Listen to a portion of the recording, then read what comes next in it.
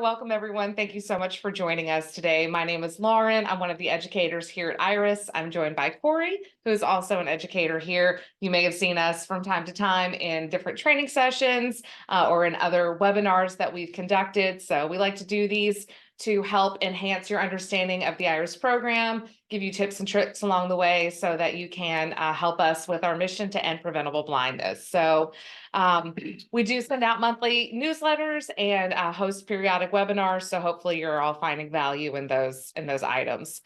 Just a little bit of housekeeping, as some of you already know, you are on mute. We were also on mute. Oops.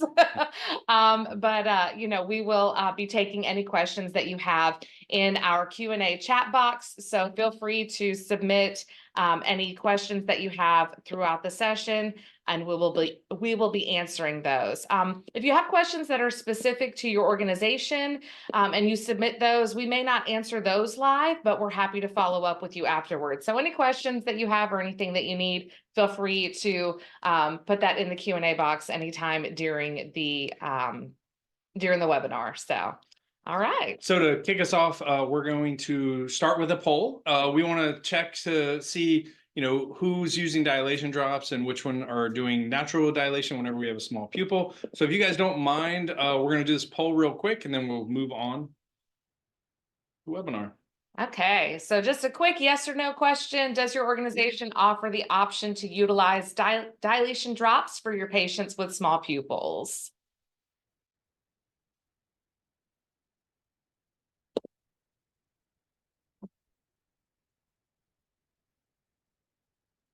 All right.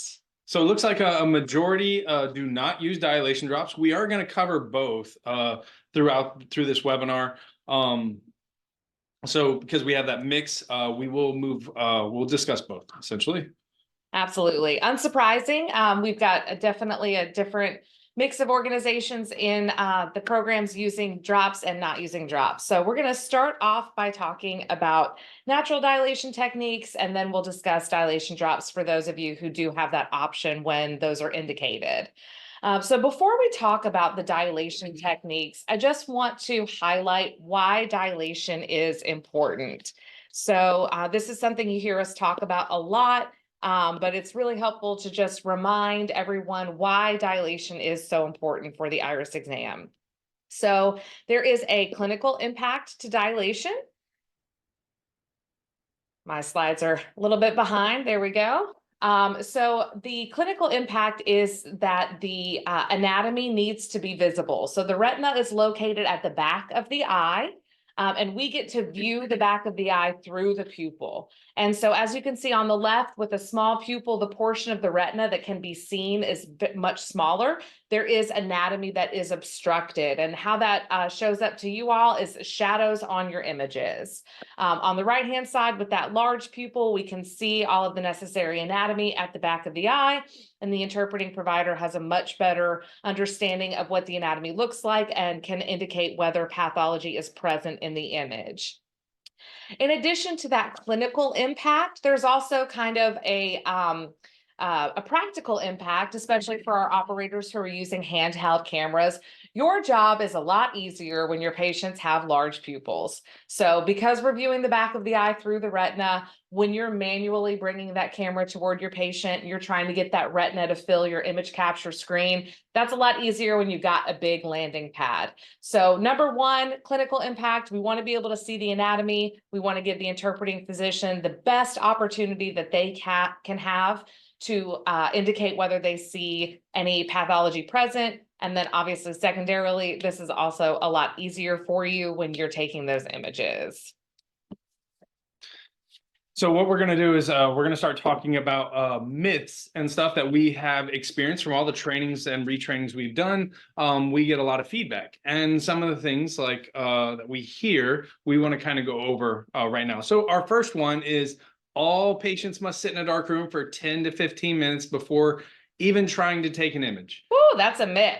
Definitely a myth. We don't want you to do this. It's a bad experience for your patient. If you were to take your patient, sit them in a dark room for 10, 15 minutes, that 10 or 15 minutes is going to feel like 2+ hours for that patient, because you've just come from a waiting room or wherever, and then you're getting sat into a dark closeted room with no lights.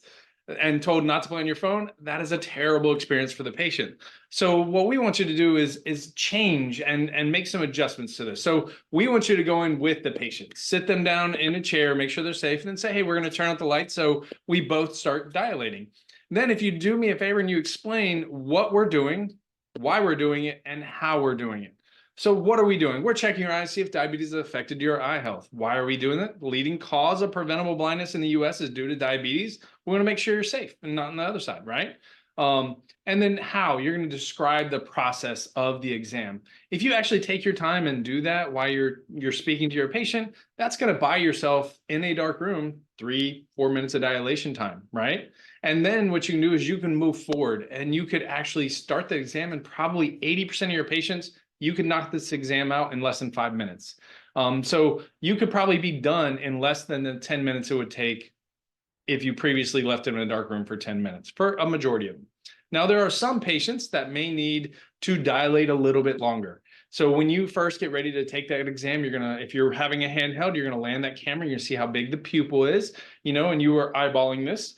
Or if you have a tabletop, you may be able to start the exam and you have a pupil millimeter mark that's telling you how big the pupil is. Either of these are great indicators on letting you know if you need to stop the exam, allow them to dilate longer. If they have a smallish pupil, you may want to give them some more time in that darkness. No more than 10 minutes, but because you've already spent 3 or 4 minutes in a dark room discussing everything, and then you tried to do the exam, you really only have to wait 5 more minutes, right? As long as you didn't take a photo, nothing happens to their pupil. It stays the same, right? So those are some of the things that we would like you to start doing is, again, getting them into a room, in a dark room, and turn out the lights. Start explaining everything and moving on to the next stage, seeing if you can take the photo. If you can't, allowing that dilation time. Now, at this time too, if you are some of the users who use dilation drops, once you've kind of seen how big the pupil is, you can make that determination if you need to administer the dilation drops. The dilation drops do take some time, so you gotta wait an additional 5 or 10 minutes for those dilation drops to take place. But at this time, they could potentially go to see the provider at this time or something like that, but you have lots of different aspects that you can do. Anything you want to add? Yeah, so I think it's really important to remember too that a lot of your cameras give you an indication whether or not your patient has a big pupil or a small pupil. So like Corey said, you don't have to wait until you've already taken an image.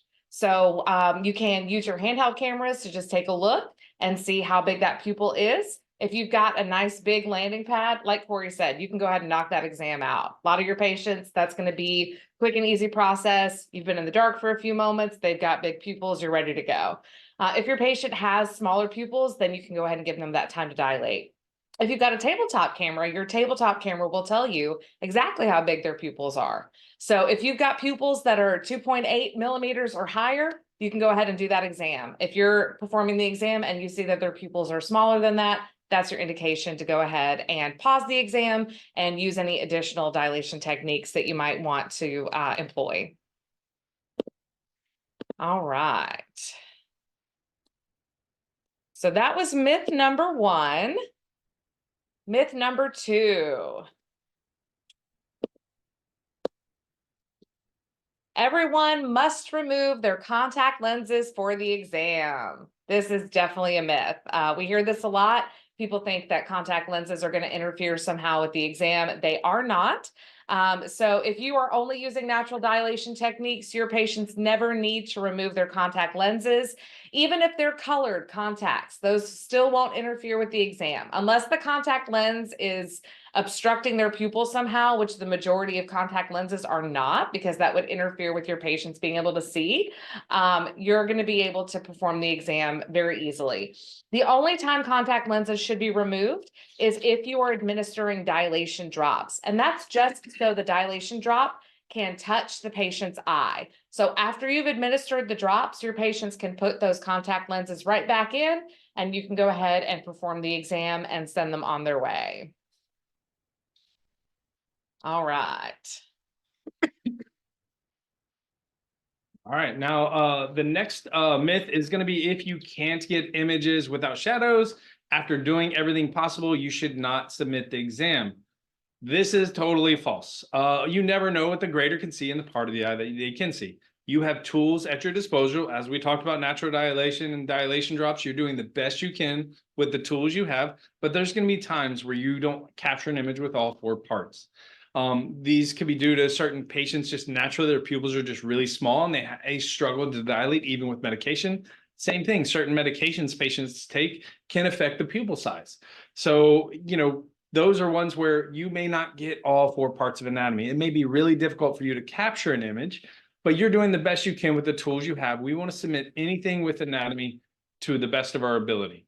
So there'll be times where, again, there's just shadows all over the eye. You still need to submit. You should never say, I'm not going to submit this because I don't want the non-gradable. We're taking our shot. We need to take every shot possible because, again, who knows when this patient may come back to the provider. It may go back to a retinal specialist to get their exam. We're doing the best we can with the tools we have. Submit it. Even if there's shadows, I still want you to submit the images if that's the best you can. So for this image, you can see shadows are impacting, 90% of the eye, but there are certain aspects that are visible. Now, because this operator submitted this, and this is from a DRS camera, because the operator submitted this, the grader found pathology in the part of the eye they could see, that just saved this patient's eyesight. So if they would have said, hey, I don't see all 4 parts, I'm not going to send this, the patient would never have found out. So we want to do the best we can with the tools we have, submit the best ones you can, even if they're not ideal, because you never know what the grader is going to be able to see in the part of the eye they can see. Absolutely. All right, so we've already discussed the appropriate workflow. So we just want to talk about a few additional tips and tricks that will help you when you're performing the exam, get your patient's eyes to naturally dilate. So one important consideration to remember, the darker your room, the better. So make sure there's no computer screens in your patient's line of view. If you have a red light in the room, you don't want that directly in their eyes. You want that behind them or somewhere, lower to the ground so it's out of their view. Anything that's directly in their line of vision, we want to make sure we're not putting additional light into their eyes because that is going to impact their dilation, even those red lights. So the darker the room, the better. You can even have them close their eyes, even in that dark room, even with the lights turned off. If they close their eyes, that can assist a little bit with the dilation process. And then one important consideration too is how relaxed your patients are. So relaxation is an important aspect to dilation. The more relaxed your patients are, the more their eyes will dilate. So ensuring that they fully understand what's going to happen during the exam, that they're not concerned about us puffing air into their eyes or any pain or discomfort, letting them know, hey, we're just taking a few pictures. It's not going to hurt. It's not going to be uncomfortable. Setting their minds at ease, helping them understand very clearly what's going to happen during the process. That will absolutely help with their dilation because they'll be feeling more relaxed. You can also, joke with them, talk with them during the exam. You can have them tap their fingers on their knee while they think of their favorite song or tap their foot on the floor. Again, this kind of, helps them relax because their mind's kind of fixated on the tapping or the thinking of their song. And, we're just looking for a few millimeters here, just a little bit of a bigger pupil so that our jobs are a little bit easier and we can see that anatomy. Also, if you've got someone with pretty small pupils, you can take your time between images. So don't feel like you've got to take pictures back to back. Give them a few moments, have them close their eyes for a second and then reset. Obviously, we don't want to add a lot of time to our workflow, but taking a few moments to allow them to just, reset so that dilation can kind of come back is very helpful. If you're using a handheld camera, you can go ahead and go to the other eye and then come back. So if you've got someone with small pupils, you've already taken an image or two of their right eye, maybe you need additional images, you could go to the left eye and then come back to the right. If you're using a tabletop camera and that delay between images isn't long enough, you can pause the exam for a few more moments and then take an image of the left eye. We see that a lot actually with our tabletops where the right eye is dilated well, but then the left eye, there's shadows because the operator didn't give sufficient time between those two images. So again, all of these little things can really make a big, big difference when it comes to ensuring that your patients have pupils that are as big as they possibly can. And like Corey mentioned, there's going to be a percentage of patients that don't dilate very well. And that's just how it goes. But we want to make sure that we're doing everything we can to get the highest quality images possible. And then we're always submitting images, even if they're not ideal, because we want to give the interpreting provider the opportunity to see as much anatomy as we can show them. And then they can make the final determination on whether that image is gradable. All right, so before we move on, just a reminder, we are taking questions. If you've got any questions, feel free to submit them in the Q&A box, and we'll answer those at the end of the webinar. Now, on to some of you operators who do use dilation drops in your clinic. FYI, you got to go by your clinic's policy. We want you to always abide by that. That is definitely a requirement for this. You're going to utilize the same workflow as we kind of discussed, getting the patient into the room, making them comfortable, explaining the process and all that stuff. And then when you get ready to take that photo, you're able to see how big that pupil is. Well, if the pupil's small enough that you do want to administer dilation drops, you will want to do this in the light. So you're going to turn on the light this time. You're going to create a little cup. You're going to have the patient look up, and then you're going to create a little cup at the bottom of their eye. And then you're going to have them look more towards their nose, and you can drop the drop right into the eye. When you do that, that allows that cup kind of helps catch that drop. And then as they blink, that medication will kind of cover their eye. So as you administer that, I would give them like a Kleenex or something at this time, just because it does burn a little bit and allows them to, any tears, they can kind of dab that out. But then you're going to do the same for the opposite eye. You're going to create that little cup on the outside, make sure they look away from it, and then you do administer the drops, and that'll do really well for you. Now, you do have to let that medication take effect. So that does take 5 to 10 minutes. Again, at this time, administering dilation drops, you can have them go to their provider. If they're going to do a blood draw or A1C, they can go do that. They can go somewhere else. They can actually, the medication will take effect even if they're in a bright room. But if they're in the room, just leave the lights out, make it easy, and in like 5 minutes, where you could check the pupils, you may need 10 minutes is kind of the definitive length, but we could try earlier if we want. And if you have that ability to capture that image, by all means. The flash is not going to affect the pupil as much. So you have that ability to even flash an eye. It shouldn't affect it as much because the medication is still taking effect. But again, follow your administration's drops, your company's policy on doing the drops. Some have to have doctors sign those type of things. Make sure you follow all of those protocols. And remember, with dilation drops, contacts do have to be removed if you're administering dilation drops. Absolutely. And then, like I said earlier, you can have them put them right back in. One important consideration, when your patients are dabbing, we do want to make sure they understand that they should dab. We don't want them to rub really hard when they're, when you've administered the drops and they're dabbing at their eyes. So just make sure that we clearly explain that to the patient. A little bit of a stinging sensation is to be expected, but it's very temporary and quick to go away. While we're talking about dilation drops, I just want to highlight something. Some of you may have already noticed this when you're placing your orders. There is a bit of a shortage right now on the 0.5% tropicamide solution. That is the dose that Iris typically recommends or suggests for the exam. And with that shortage, we have, had some people who have reached out asking about that. So I just want to let everybody know the 1% tropicamide dose is the best alternative to that 0.5% dose. There is no substantial difference between the two doses. So if you're not able to get your hands on that 0.5% tropicamide solution right now, you can go ahead and order that 1% solution until the 0.5% solution is available again. So just wanted to highlight that because we've gotten some questions over the past couple of weeks regarding that. So that concludes our content for the webinar. I think we've done a good job of busting some of the more commonly held myths. So hopefully one of your big takeaways is dilation does not have to add a significant time to your workflow.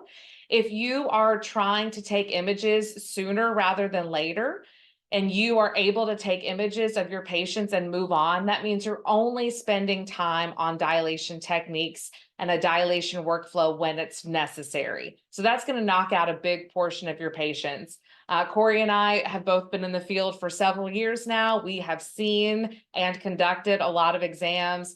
a good portion of patients dilate very quickly. As soon as you get those lights turned off and you're talking to them and you're explaining the exam, their pupils are dilating and you're going to be able to take images. So we know you're busy, you got a lot going on. Any way that you can reduce the time of your workflow is going to be beneficial for you and for your patients. So I don't see any questions in our Q&A box. We're just going to give a few more moments in case anyone has any questions to submit. As a reminder, our help desk is always available, or you can send an email to us at iris@retinalscreenings.com. We're happy to support you however we can. You can also reply back to our newsletters or reach out to any contacts that you have at Iris. So as always, we are here to support you. I don't see any questions, so I think we've hopefully addressed everybody's concerns. It seems like we were very clear and helpful. So thank you all again for joining us. We know that you have very busy days, and it really means a lot that you took the time to join us today. So we will see you at our next webinar. And until then, have a great weekend, everyone. Thank you.